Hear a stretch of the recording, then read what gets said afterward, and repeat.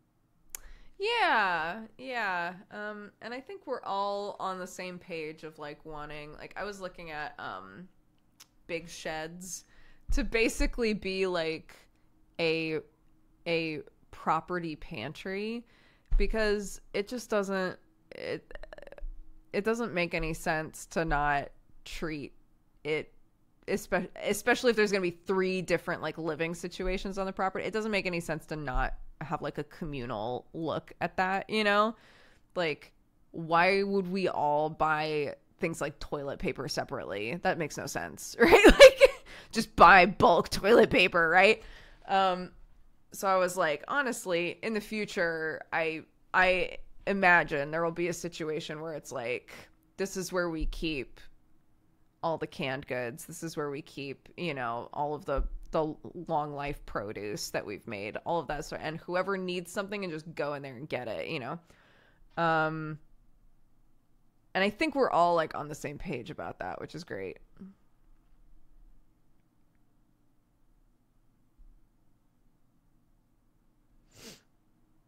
Today I learned they have Costco in the UK. They do. They do. Yeah.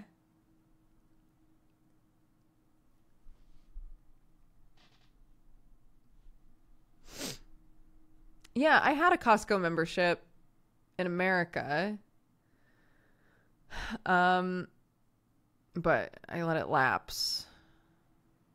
And now I'm like, surely, with how many businesses this family has, surely we can get some Costco cards up in here, dude.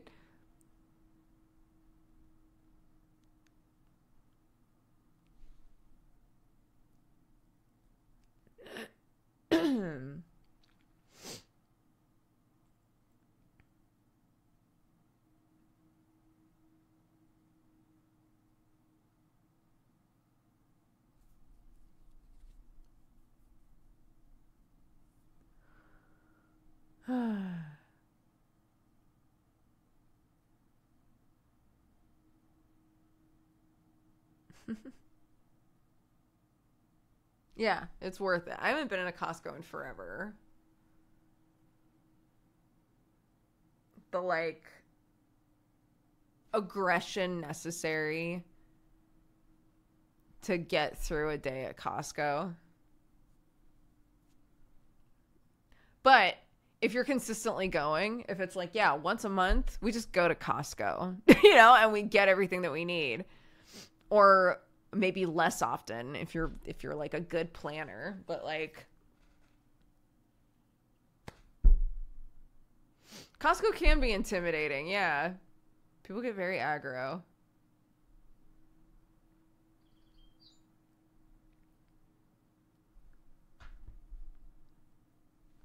Yes, phone.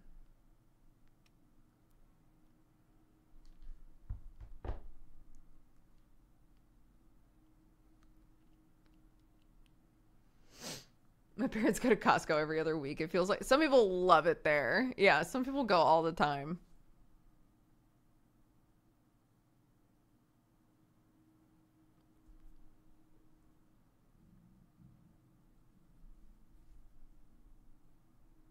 My cousin purchased his wife's engagement ring at Costco. I didn't even know you could do that. I didn't know you could do that either, but that's pretty great.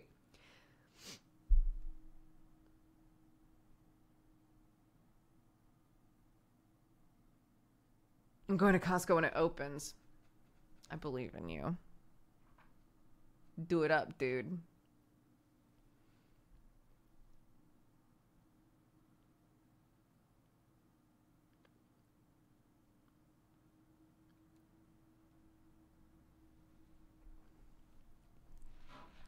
Yeah, it's pretty wild. I don't know why it would be so different in Australia, but yeah. I have never gone to Costco and not had to like wait in a decently sized line to even like get in.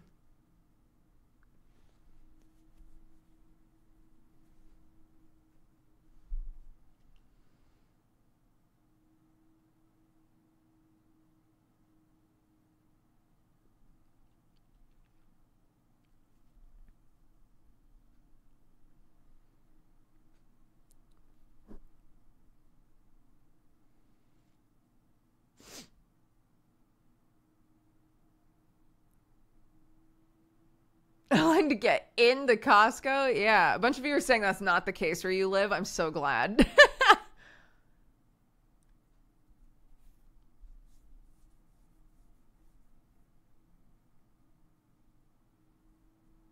No, I'm saying line to get in, but yeah, there's also always a long line to get out. That's true.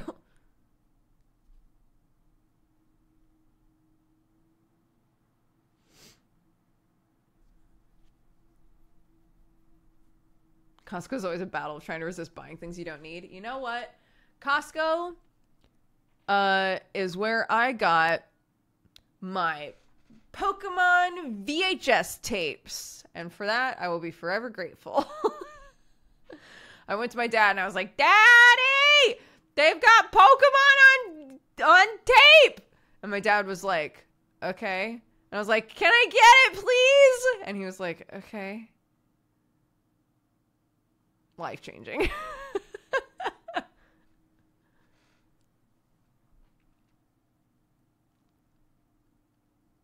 No, not the movies. No. This is when Pokemon first came to the United States. And they put out little VHS tapes of like 3 episodes per tape. It was so buck wild.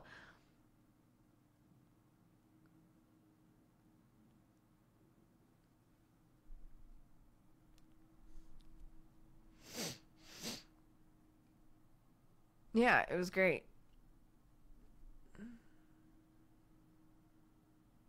Do you still have them? Yeah, probably somewhere.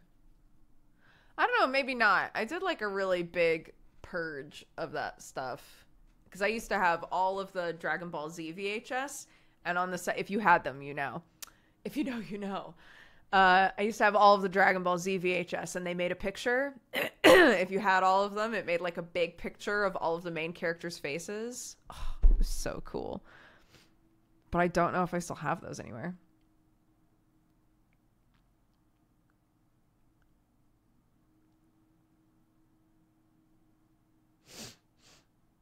Do they do that on the manga too? I don't have the manga.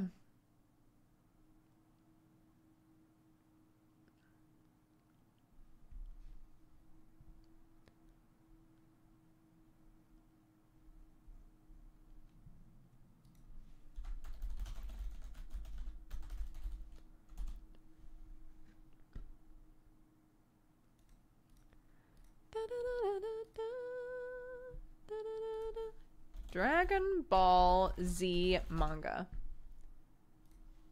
Picture.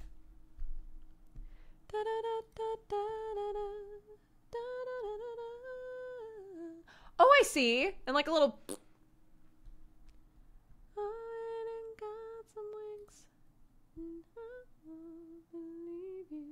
Yeah. Oh, that's cool. How cute.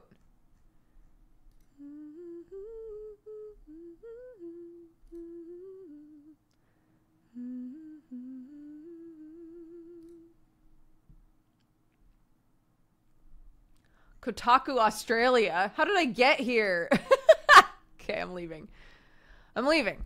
I've closed it.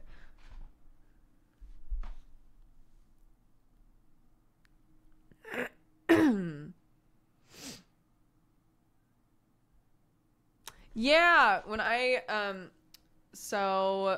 got older, like teenage, so I was still living at home. My dad was like, okay, during your breaks, if you want to work on the farm, I'll pay you. And I was like, holy shit, because none of us grew up with an allowance. So this was like the first time being like, and you will have your own money. I was like, oh my God. So so I worked on the farm and my dad would give me money and I always bought anime VHS with it. Always. That is what I did with all of my money. So my mom and I, every single weekend, I'd be like, can we go to the mall? Please, can we go to the mall? We need to go to Sam Goody. We need to go to Suncoast. I need to get VHS tapes, dude. So yeah, I have so many VHS tapes of random anime.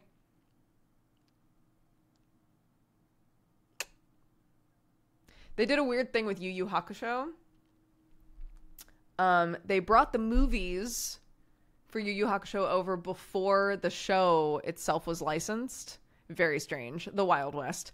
So I had bought the first movie, which I'm trying to remember what they called it.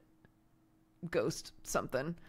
I bought the first movie and watched it and was like, I love this. And then the second movie came out on VHS and I was like, oh my God. So I bought that and I was like, I love this. I wish there was more. There was.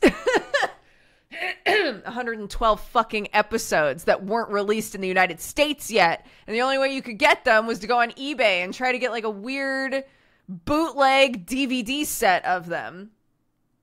Which I did try to do and was unsuccessful.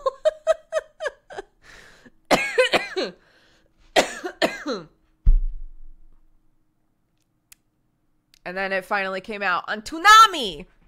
On Toonami, they brought Yu Yu Hakusho over, dude. Yeah, the VA's totally different. Both movies, this is the best part. Because those movies came out totally separately from the show. All of the voice actors are totally different. Voice actors on both movies are different. Voice actors in the show are different.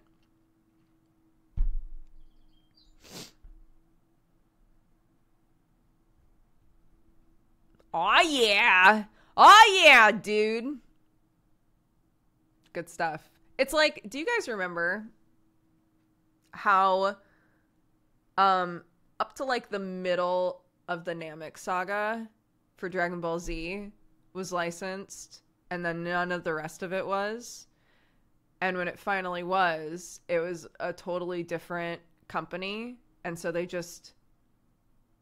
it was different voice actors, and we were all super fucked up by that. I know that wasn't just me. I was like, that's not Piccolo's voice! That's not what Vegeta sounds like! I was furious about it, because as a kid I started watching Dragon Ball Z when I was 7, I think. Because it was on at a weird time on Saturdays.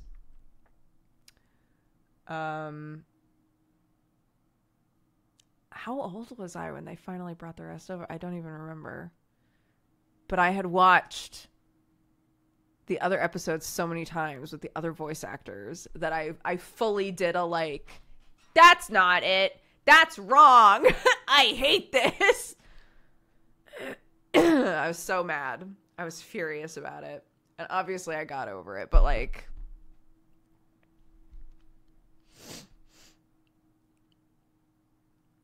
they did that with a lot of shows. There were a lot of anime that like, because this was, you know, not to try and do a like back in my day, but that's sort of the vibe of what it is, you know, is when anime first started to come over, it was very experimental. I feel like, you know, they weren't bringing over very much and they didn't want to commit to a full show because what if kids didn't watch it? You know, what if it was like things like Sailor Moon and Dragon Ball Z were super weird when they first brought them over. And fortunately, people were super into it. And that like really got the ball rolling on licensing more anime and getting more stuff over. But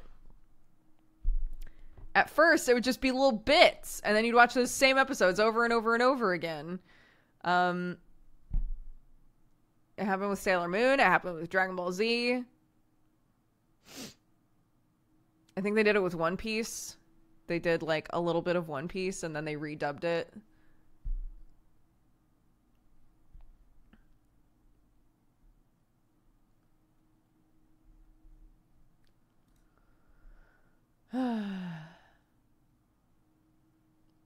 Yeah, they did a piece of One Piece. Yeah.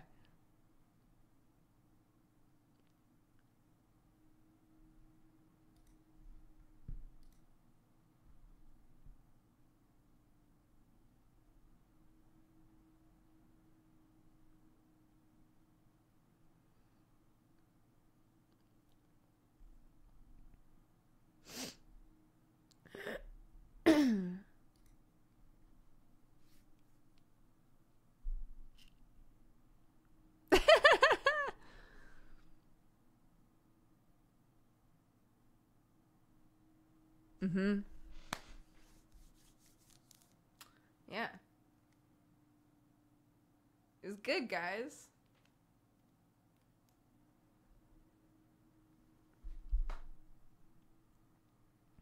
Yeah, that's also true. Because all cartoons looked different and had different vibes. So it didn't feel like, when I first started watching like Sailor Moon, it didn't feel there wasn't like a, what is this strange new show? What is this odd cartoon? Where is it from? It was just a different cartoon. I don't know at what point it was like, oh, this is like a different style of show from a different country,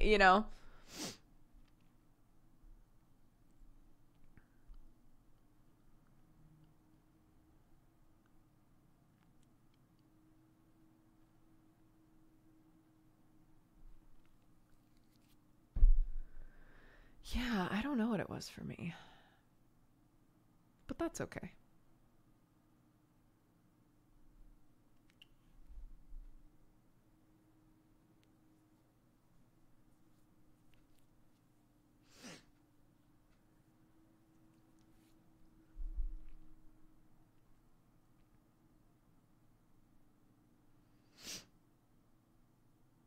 I remember hearing Inuyasha curse and I was amazed. I didn't realize cartoons could do that. Yes.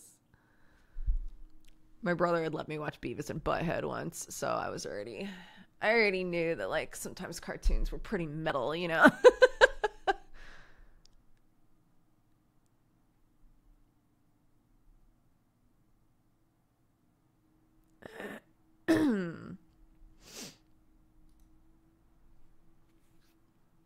I know, I'm pretty cool. I was really into Daria.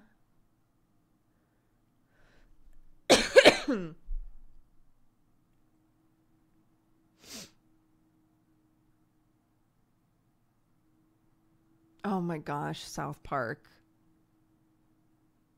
Any of you who went to a religious school of any description, did you have like, was South Park like a whole thing for you? I didn't watch it. It came on at a time when I couldn't watch it anyway. I didn't watch it, but there was a kid in like kids. I think sometimes this is nothing new under the sun, but like if you tell a bunch of kids, don't watch this show, it's made by Satan, essentially, suddenly a bunch of those kids like really want to watch it.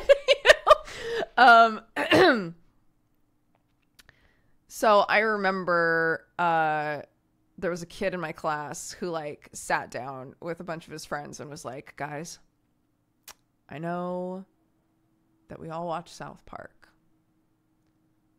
but I've decided for the good of my soul, I'm not going to watch it anymore. And they were all like, that's really big of you, dude. And looking back at the time, I was like, whoa.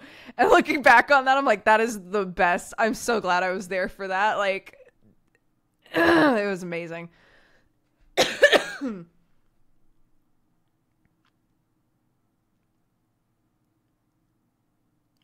Yeah. Pokemon was a whole thing.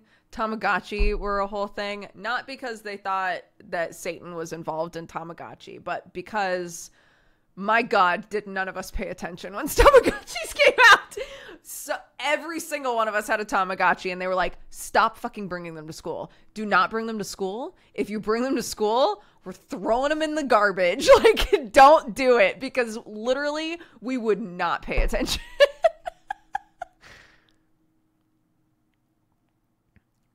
Yeah, there was a big, like, satanic panic is such a good term for that. And we're not trying to like, because I feel like I have to say this because eventually somebody's going to say a thing. None of this is attacking any religions specifically at all or anything like that, right? This is just, man, sometimes people just go so hog wild about a thing that's literally just It's a video game with cute monsters in it. I don't think Satan was involved in that, guys. I don't think we need to be like bringing all the kids into chapel and being like, if you like Pokemon, it's because you've let Satan into your heart, you know, like that sort of shit. It's like so, it gets so extreme.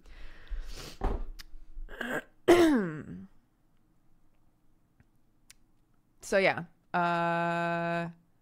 if any of you had that sort of situation happen at school, what's up? Me too.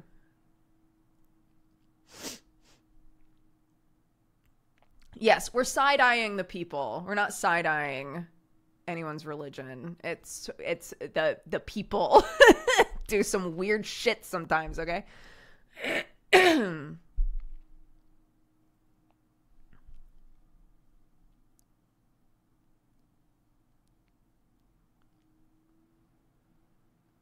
My school didn't harp on Pokemon, but they were not fans of wizards. Yeah, I wasn't going to bring that up because I think probably for obvious reasons. But yeah, my school also was not into wizards.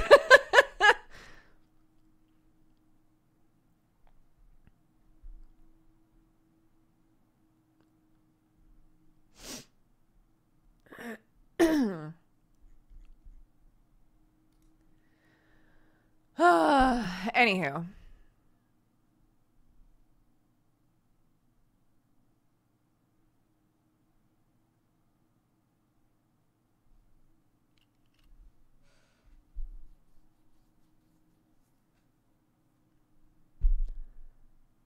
I thought you said lizards.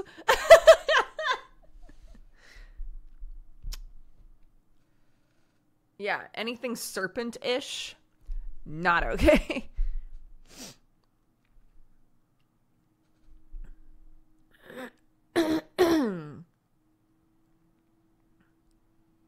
Are there any lizards on the farm? There are. Well, yeah, Nancy's got a few lizards that I'm pretty sure are on the farm. I don't think that they're staying anywhere else. I think they're in the annex. The tortoises don't count as lizards, but, you know, reptilian types.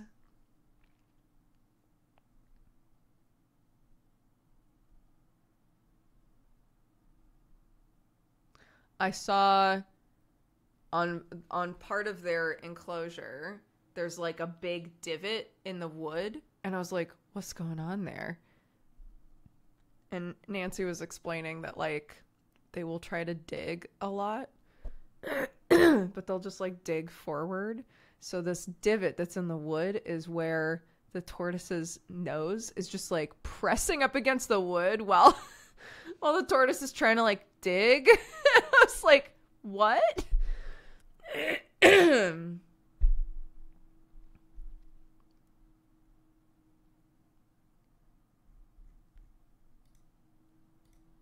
I know. They're very cute. They've got, before anybody's like, they're probably trying to get out of that tiny enclosure. It's fucking huge.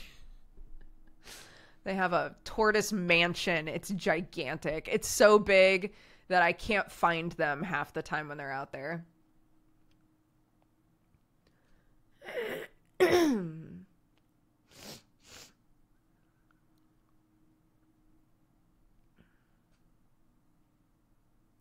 Yeah, they hit the corner.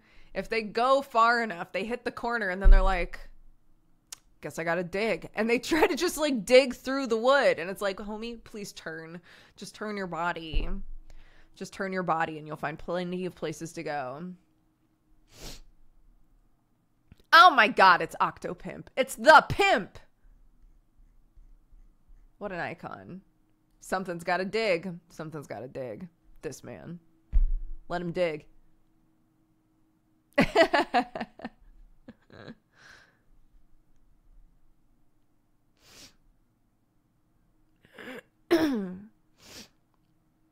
Yeah, if they want to get somewhere, they'll just go. If they want to get somewhere, they'll just go. And if the grass is tall enough, where the fuck is the tortoise? No idea.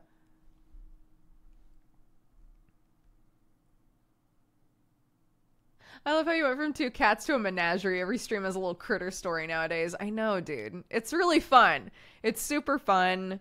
I know that everybody's really excited to add a couple more chickens and stuff. Hope you're doing well. I am.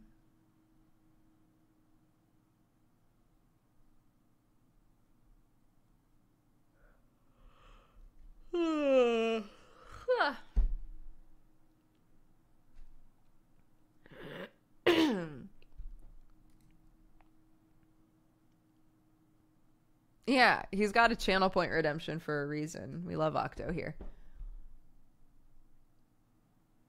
How big is the tortoise's pool? I don't know, like big, because they shit in there, don't they? If you've ever had tortoises or been around they basically like take a little bath and then they poop. So they're whatever water you give them, they just go in there and take a big old deucer, and then you have to clean it out. It's kind of like a litter box. Hi, Boone.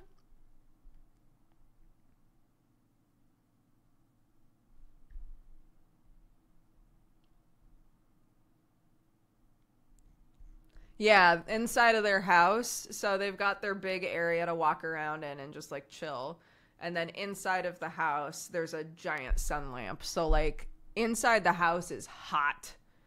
Is so warm in there. And then outside, it's whatever temperature outside is.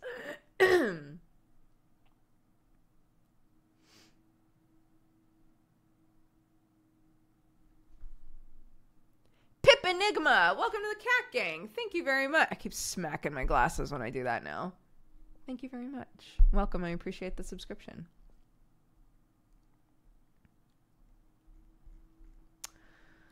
Oh, Clarky goes back to school tomorrow. She goes back to school tomorrow, dude. We haven't done any of her homework. It's fine. I was talking with one of the other parents, and she was like, oh yeah, they got a booklet that came home with them that we were supposed to do. I was like, what? What do you mean there was a booklet? She was like, we haven't done it. I was like, well, I obviously haven't done it because I didn't even know it existed, dude. So, good to know that I'm not the only parent that's like, homework? For a 5-year-old? If you insist. But I'm not making any promises.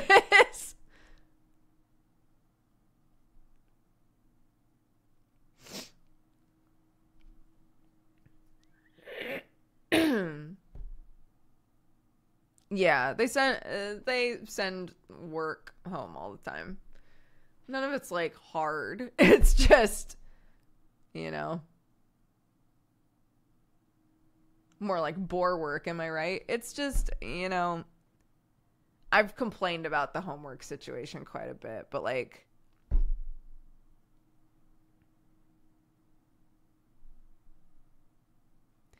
if you send homework for a 5-year-old, even if it's easy, which it all is, it's always easy, but like, if you send homework for a 5-year-old, you're actually sending homework for the parents, You're saying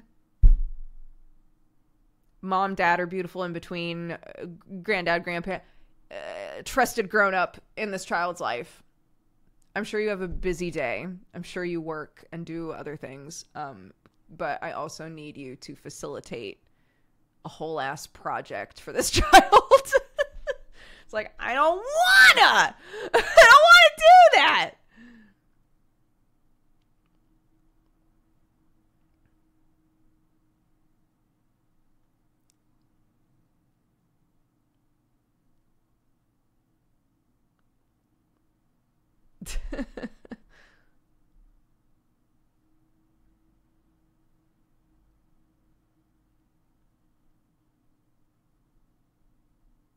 Yeah, I was always bad about homework.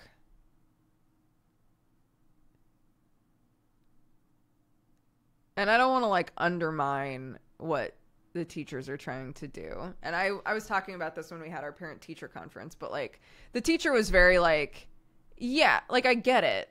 You know, the homework is there to make it so that whatever it is that we're learning in class gets reinforced at home, right? Which I totally understand is like a good part of like solidifying learning, right? So they'll be like, this week we learned a lot about, I don't know, food from other countries. So here's a project that helps solidify that. And you have the week to do it. And it sounds like, okay, you do one thing a week. That's pretty doable. And I totally agree. It's just most of the time, you don't think about it. And then the weekend comes around and you're like, fuck.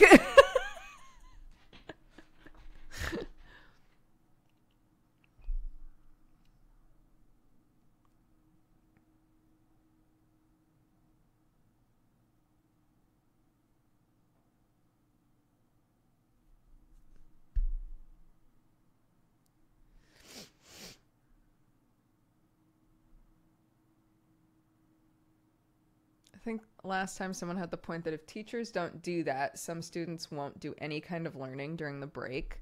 But like, I'm not a teacher. Kids are constantly learning. They're constantly learning. Little kids, they're constantly learning new stuff. Isn't the point of a break to just let them naturally just chill and absorb information on their own, right? Like, they're having guided learning for weeks at a time, and then they get a week off, dude. It doesn't mean they're not going to learn anything new. Kids learn through play constantly. I don't know. I'm not a teacher. I'm not here to undermine teachers. I'm sure teachers know better than me.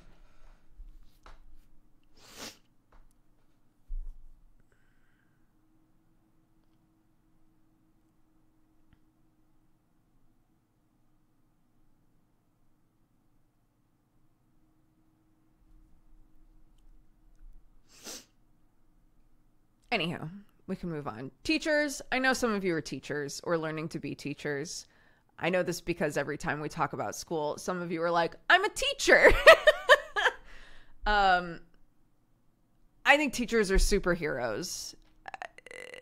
I adore teachers. I do struggle sometimes with some of the stuff that goes on at school, and I know it's not always in the control of the teacher, of the specific teacher, right? It's just like the way that things are done, and that's fine. I totally get it. It's just, you know, going to a birthday and having somebody be like, hey, did you do that workbook, that workbook for our 5-year-olds for half term? I'm like, no. Nope. And I'm not going to guarantee that I will.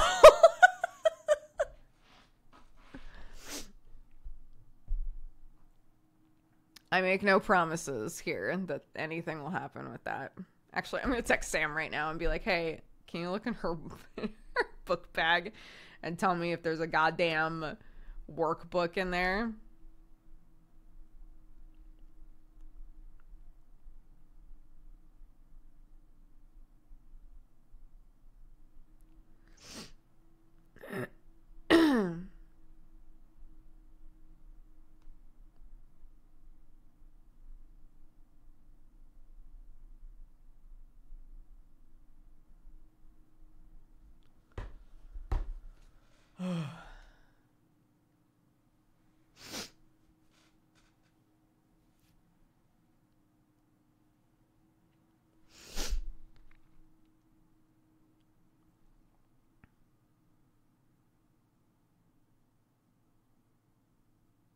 Do you ever call it a knapsack? No, I don't know what that means.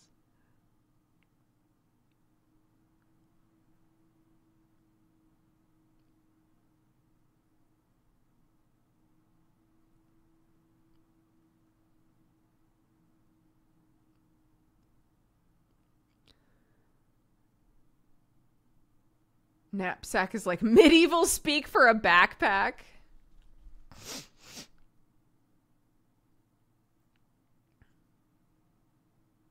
That's true. That's a good point. The workbook might have like projects and things that you can do with your kid during the break if you're like struggling to engage them in something. That's totally fair.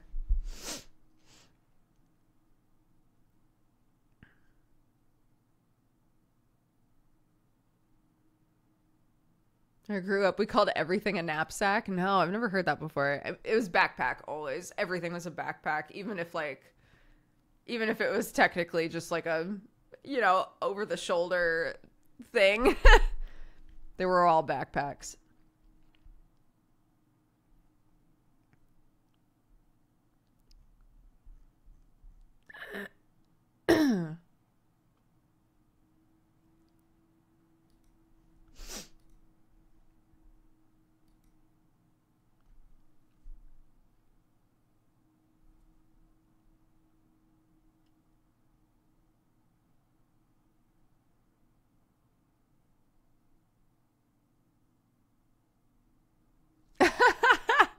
For my dad is deeply dyslexic. So he would make all of our shopping lists.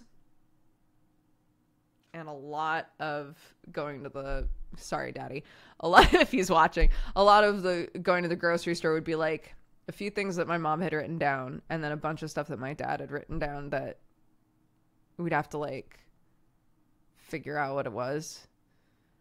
It would be like, what the fuck does that say, dude? Because he would spell things or try to spell things phonetically. But then sometimes letters would get swapped. So it was like, it was the most incredible puzzle to do at the grocery store to like decipher his code of what it was that he needed us to get.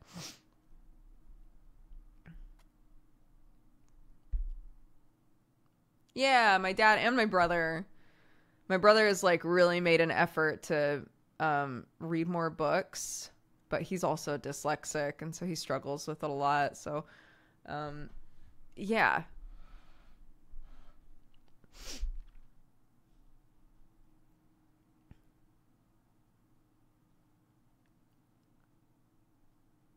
I'm dyslexic. I don't even understand my own code. No.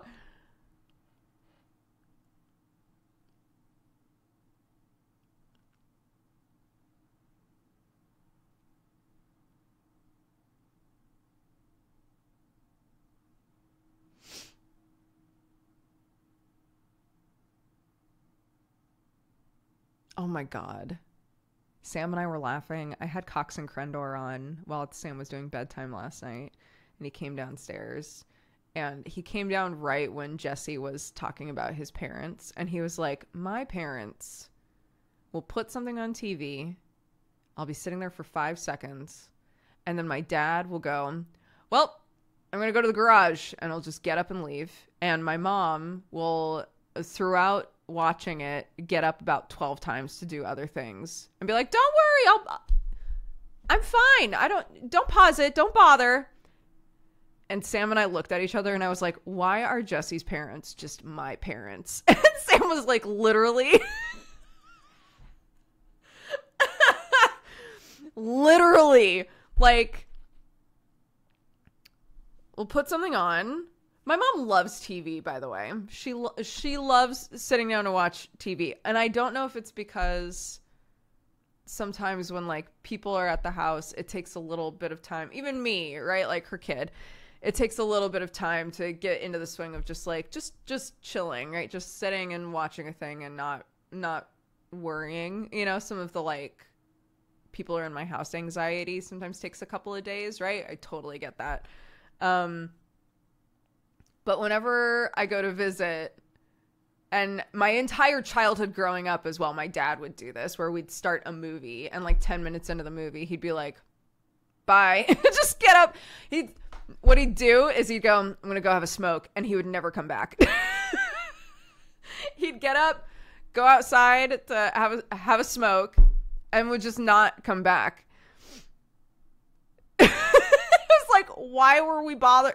I have such a vivid memory. With my mom, it's just like, she likes to be helpful, and she wants to, like, you know, she has some, like, nervous energy sometimes, so she'll, like, get up and do things over and over, and I do that too. I 100%, so I get it. I do that all the time. I have such a vivid memory, though. My mom, my dad, my brother, and I were all gonna watch a movie, and my brother was doing something, and my dad got impatient and was like, I'm just gonna start the movie, and whenever he's, like, ready, he can come watch it. And we were like, okay. 10 or 15 minutes into the movie, my dad does I'm gonna go have a smoke, and leaves. Jared still isn't there. My mom and I finished the entire movie, and we're both like, where are they? You know? So my dad was just being my dad and had just, like, gone out to have a smoke and started doing other shit, right? And my brother was like, I got pissed because I was, you know, nobody had bothered to be like, hey, we're starting the movie.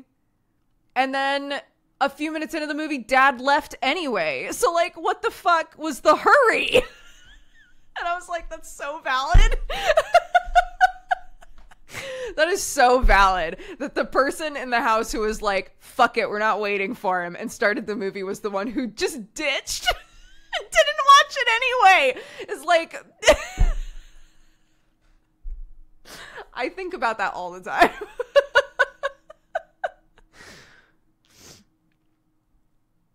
It's so funny. God. But yeah, I've become my mom. And my mom's a sweetie pie, so it's fine. But I've become my mom.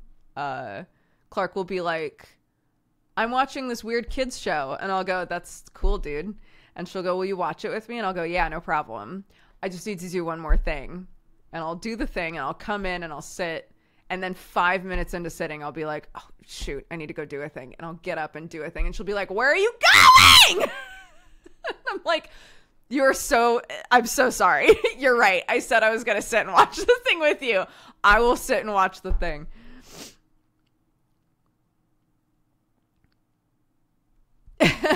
Yeah. What do you mean? Where are you going? We are going to watch Spidey and His Amazing Friends. At least finish the episode, dude.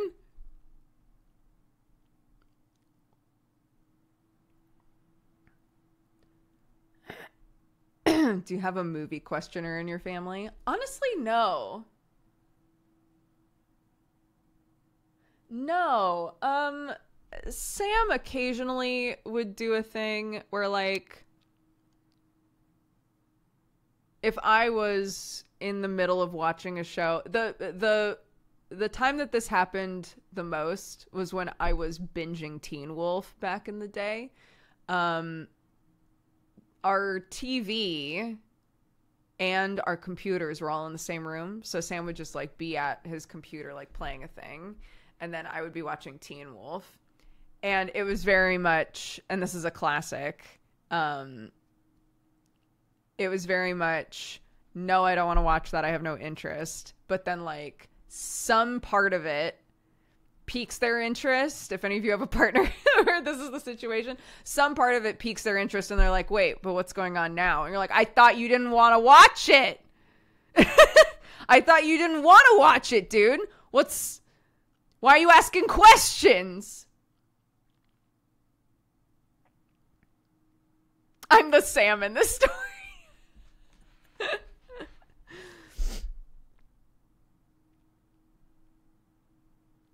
I do that to my wife. That's my mom and dad. Yeah. It makes me laugh. There's a part of you, if you're the other person, at least for me, there's a part of you that's like, oh, there's, you know, this is a thing that they normally wouldn't engage with, right? Like, this is why Sam and I, when Drag Race first started, and now obviously Drag Race is like a whole universe, but when Drag Race first started, we started watching it together because I watched the first episode and he was like, what the fuck's going on over here? What is this? And we wound up watching the whole thing, right? But Sam never, I don't think, would have tried watching Drag Race on his own, right?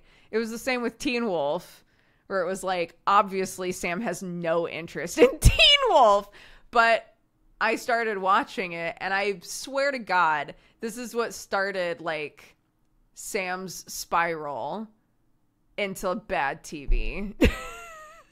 Because that man, he watched all of Sabrina without me. We didn't watch any of Sabrina together. He watched all of Sabrina without me.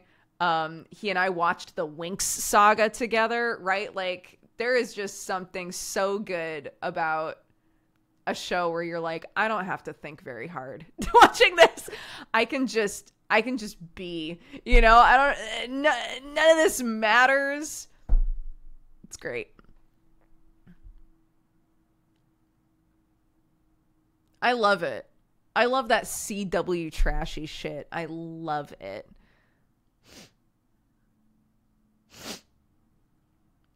No, I can't do Riverdale. Not again. I can't do Riverdale anymore. I watched the first season of Riverdale and I was like, because I watched Riverdale off the back of Teen Wolf. And if you watched all of Teen Wolf and then watched Riverdale, you might have felt like I did, that there were some things, tropes, certain character tropes, that Teen Wolf did way better than Riverdale. And you couldn't help but compare them. You know?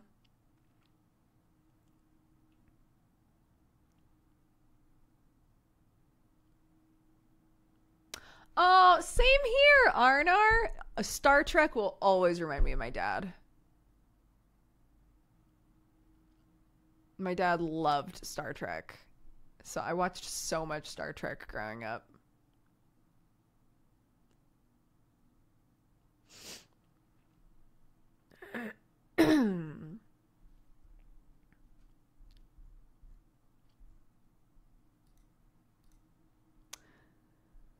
Where are you on Mr. Robot? Oh, I finished it. I finished it a while ago.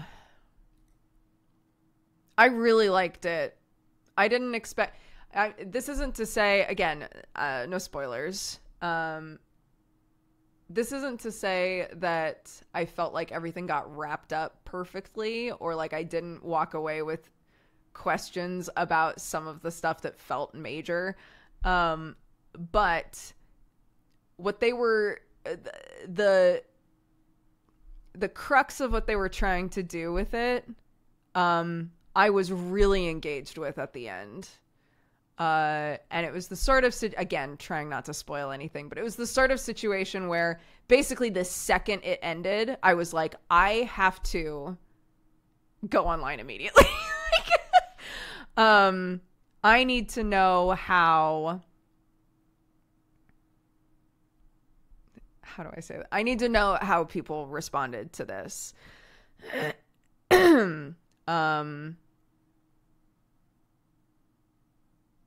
really liked it. I can see why the last season was divisive, for sure. But I was so pleasantly surprised by how I felt about it at the end.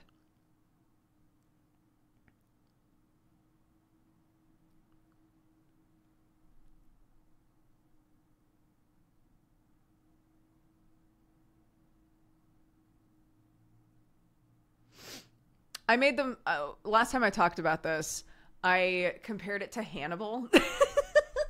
Because if you'll recall, when I started season 4 of Mr. Robot, I was like, I can't tell if this show is about to jump the shark or not, right? Like, I can't tell if we're about to hit a point where I'm like, what the fuck is this show even trying to do? And what it actually wound up happening was I did hit that point. Where I was like, what the fuck is this show doing? And by the end I went, oh, that's what it was doing, right? That's how I felt about the last season of Hannibal. A lot of the last season of Hannibal was me going, what the fuck are they doing? Right? Like, the writing has gone so off the rails. Like, what is happening in this show? I can't tell if I'm going to hate this show by the end of the season. And then when the season ended, I was like, oh! No, okay, I was fine with that, actually. I see what they were doing. I see what they were doing now, you know?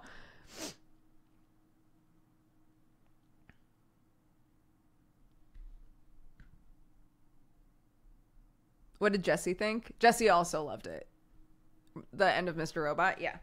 He also loved it. So it was nice to have a friend that I could immediately text and be like, I finished it. And he was like, go on. I could watch Mads Mikkelsen cook people for hours. Same.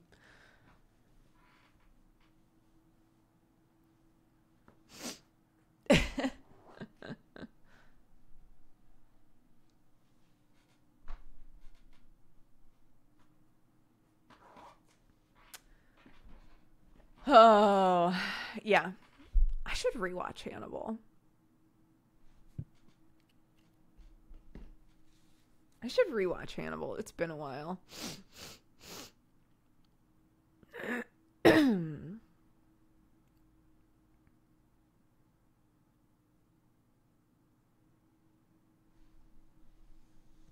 I never watched the last season of that show. I'm gesticulating. You will go through a period of time with the last season of Hannibal. If you watch it, you'll go through a period of time with the last season of Hannibal, like I did and like Jeannie did, where you're like, what the fuck are they doing to this show? And then at the end, either you'll be like, oh, or you'll be like, I'm furious that I watched all of that. So just, you know, buckle yourself up for that.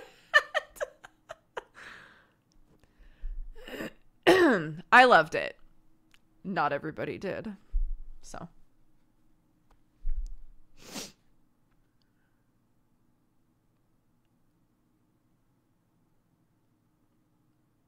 Yeah, I had a couple of friends who tried to watch Hannibal because everybody kept saying it was so good. And the existential dread of it, because it's palpable, right? The existential, like, panic of that show was not, it made it so that there wasn't really any joy in watching the show, right? And they stopped. And I think that is a perfectly good reason to stop watching a show, right? No matter how many people are like, this show's amazing, just push through, keep watching it. If when you watch it, you just feel like sick and gross and like panicky, it's not the right show for you, you know? Like,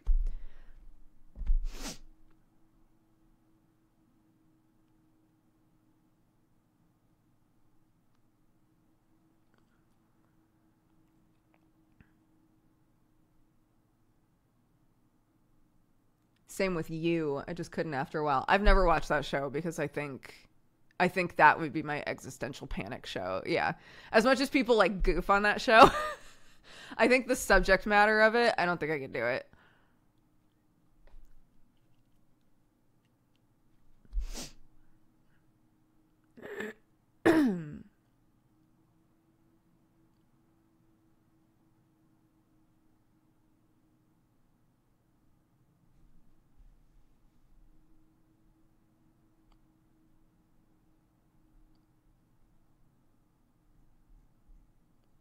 Yeah, some it's a couple of things, right? I'm not a doctor or a psychologist or a psychiatrist or a therapist or anything like that. From my perspective, it's a couple of things. It's like this piece of media is designed to be stressful. It is designed to put you on edge. It's designed to make you anxious. That is part of the experience of watching it, right? Which again is not something that should be brought up to mean, so you should just push through and keep watching it, right? But the other thing is that every single one of us has our own things that are going to make our brains go, no. Right? We all have a panic button in our brains, all of us. And for some of us, it's more extreme. But like, it's good to know what sorts of things will do that. It's also good to like listen to that for yourself if there's a certain type of media, topic, subject matter, whatever, that makes you feel panicky. You know, that's it's everybody has that. And if you watch a thing and you're like, I don't feel right watching this, and not in a like fun, ooh, I'm getting spooked sort of way, in like a I feel myself panicking sort of way, stop watching it. It is okay to stop watching it, you know?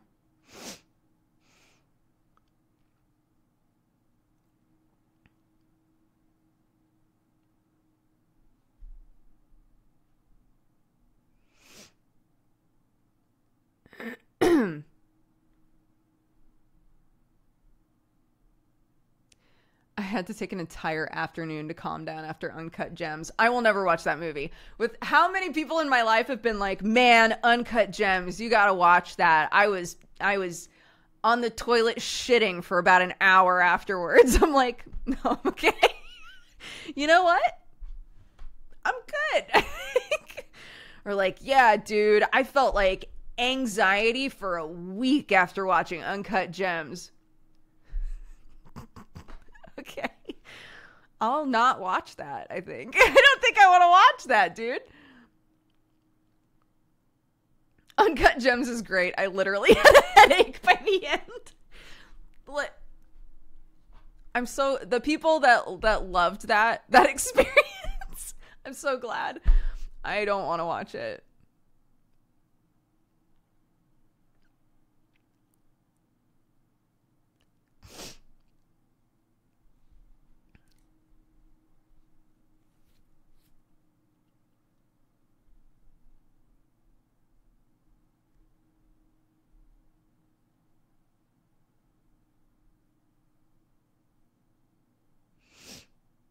That movie made me want to smoke an entire pack of cigarettes, and I don't even smoke. I didn't watch the Dungeons and Dragons movie. I haven't watched it yet. I have a lot of friends who said it was really fun and they liked it. So at some point when it's available for me to watch, I will watch it.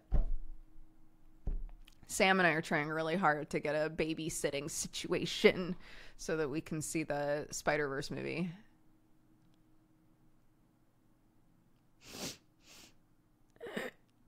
We both rewatched the first one last week separately. So that we're ready. If we can get somebody to just sit in our house with our kid while she sleeps, then we can go to the movies together. I want to see it.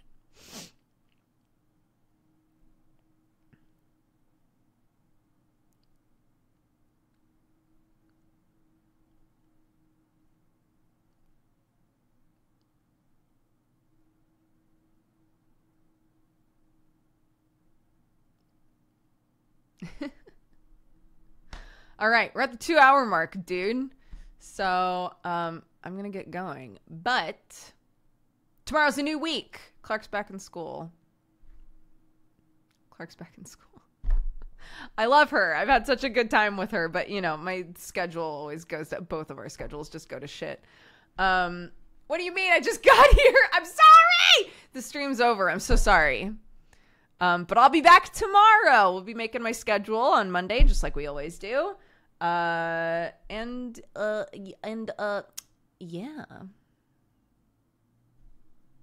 So, if there are any games coming out this week that you would like to suggest, feel free to like use your channel points to like do that. Who am I to blame for my procrastination now? There are other people, and we're gonna raid somebody, so maybe, I don't know, maybe you'll vibe with them. We'll see. It doesn't have to be new releases, no. I will prioritize new stuff, though.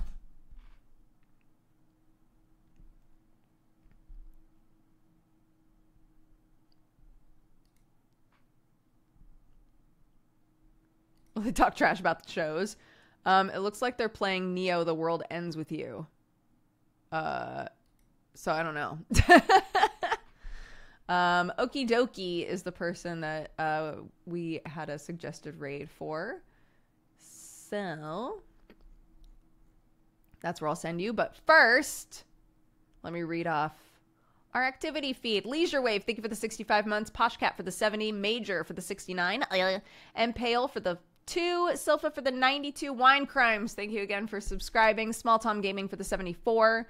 Zingatorix for the 109. Cordry for the 105. Svensonitis for the 76. Dark Shadow for the 79. Barbecue Head for the 104. Zerebus for the 28. Legacy Starkiller for the 47. Octo for the 85. Pip Enigma, welcome to the Cat Gang. Thank you very much. And for the gifted sub. And Beard Acknowledge, thank you for the 81. All right.